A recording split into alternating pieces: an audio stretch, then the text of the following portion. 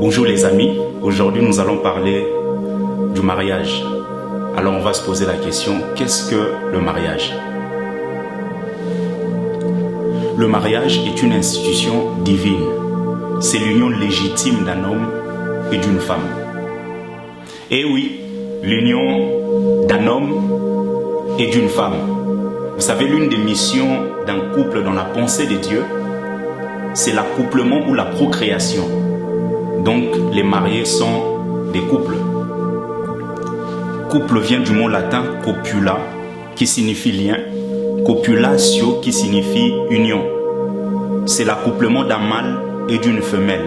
Un couple consiste donc en l'union d'un homme et d'une femme par les liens affectifs.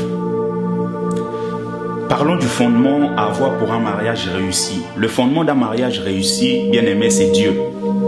Le mariage exige de l'amour. Et la question qu'on peut se poser, c'est quoi l'amour? Amour vient du mot latin amor, qui signifie être sans mort.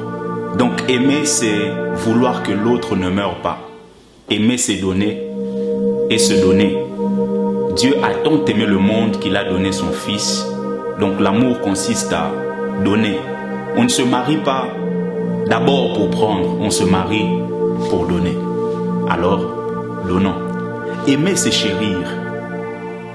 Aimer, c'est être fou de, se passionner pour, c'est vouloir le bonheur de l'autre. Aimer, c'est l'absence de toute forme d'égoïsme. Aimer, c'est l'absence de toute forme d'égoïsme. Dans l'amour, il faut renoncer à penser que vous avez toujours raison. Il faut renoncer à avoir toujours le dernier mot. Et oui, tu n'es pas Dieu.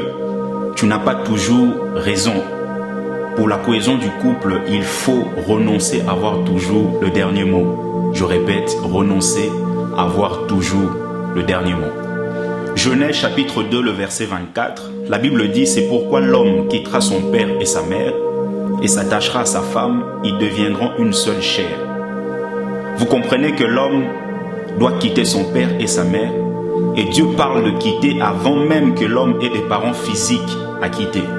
Donc vous comprenez que ici, il s'agit d'une rupture qu'on appelle une rupture de proximité et non d'affection. Tu dois continuer à aimer tes parents, à aimer ton père, à aimer ta mère après ton mariage.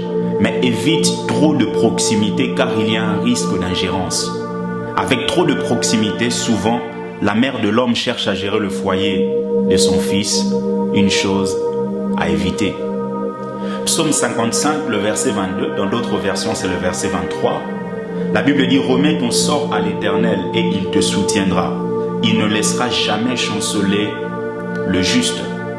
Et je viens te dire pour conclure, remets ton mariage à l'Éternel et il te soutiendra. Que Dieu vous bénisse, que Dieu bénisse vos couples, que Dieu bénisse votre mariage, que Dieu bénisse vos projets de mariage. En tout cas, que Dieu vous bénisse. À la prochaine.